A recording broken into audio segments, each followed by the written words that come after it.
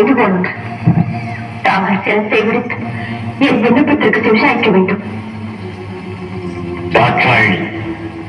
அனைத்து உணர்ந்தவள் ஆத்திரப்படும்படி ஏதும் கேட்க மாட்டா என்பது எனக்கு தெரியும். பிள்ளைகள் வளர்ந்து ஆளாகிவிட்டாலும் பெற்றோர்களுக்கு கட்டுப்பட்டவர்கள் தானே. ஆண் பிள்ளையாக இருந்தால் அந்திய காலமாய் பெற்றோருக்கு கட்டுப்பட்டவன். பெண்ணாக பிறந்து விட்டால் பருவமடைந்த பிறகு மற்றொருவருக்கு மாறிவிட்டு விட்டால் கணவனுக்கு தான் கட்டுப்பட்டவள். மற்றொருவருக்கு மாறிவிட்ட பின் பெற்றவர்களை அந்த பெண் மறந்துவிட வேண்டியதுதான். சுற்றி வளைத்து நீ எங்கு வருகிறாய் என்று எனக்கு புரிகிறது. சுருக்கமாக சொல்.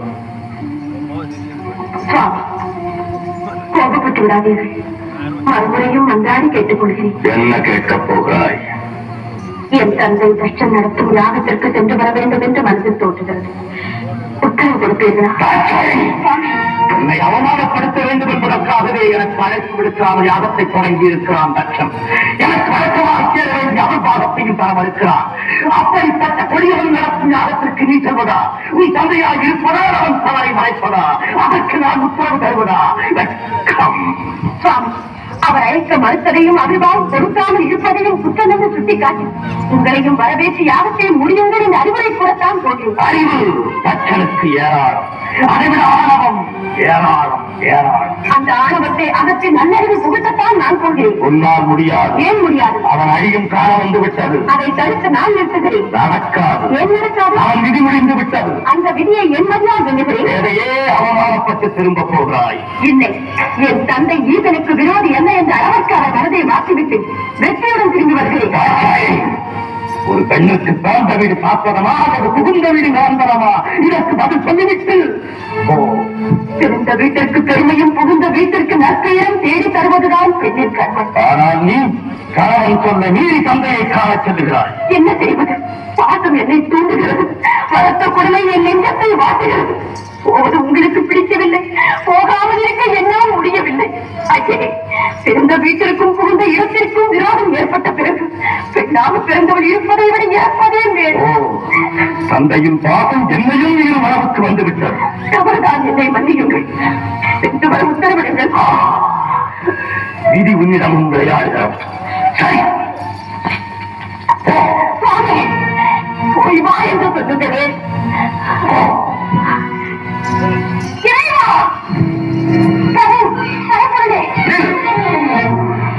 எங்கு வந்தாய்? எதற்காக வந்தாய்? எந்த முகத்தோடு என்னை பார்க்க வந்தாய்? என்னை மன்னித்து விடுங்கள். பெண்புத்தி பின்புத்தி என்ற சொல்லுக்கு இலக்கணம் கண்டுவிட்டேன். பாசத்திற்காக சென்று பலனை அனுபவித்து விட்டேன். போதும், நான் அனைத்து மறந்து அடியாரை ஏற்றுக்கொள்ளுங்கள். உன்னை இனி நான் ஏற்றுக்கொள்வதா? யார் நீ? நான் யார் என்பதை கூடவா வாழ்த்துவிட்டீர்கள்? நினைத்தாலும் நினைவிற்கு வரவில்லை. உங்களையே கதம் என்று நம்பி வந்திருக்கும் என்னை சோதித்து விடாதீர்கள். ஏற்றுக்கொள்ளுங்கள். என் சொல்ல மீறி என் வாய்ப்படியை கலந்த போதே என் மனைவி இறந்து விட்டாள். என் பானை எதிர் தத்தையும் அதை தாட்சாயணி தான் இப்போது வந்திருக்கிறார். இல்லை இல்லை, இனி ஒரு முறை என்னை தத்தன் மகள் என்று சொல்லாதீர்கள். அவர் எனக்கு தந்தையும் அல்ல, நான் அவருக்கு மகள் மகள் என்று ஊழலே சொல்லிவிட்டு அவர் யாகவும் முடியாமல் போகட்டும் என்று சமைத்து விட்டு வந்தேன். உன் காரணமாக என்று செய்யாது. எல்லா ஏவப்பட்டிருக்கும் ஜீவபக்தன் இந்நேரம் தக்கனை பணிவாங்கி யாகத்தையும் அழித்திருப்பார். எப்படியோ தொலையட்டும். என்னை பொறுத்தவரை தவறை உணர்ந்து விட்டேன்.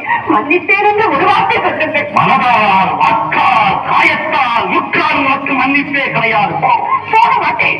உயிரை விட்டாலும் உங்கள் திருவடியில் விடுவேறே தவிர இந்த இடத்தை விட்டு ஒரு கணவன் என்னால் பிரிந்திருக்க முடியாது. கிடையாது.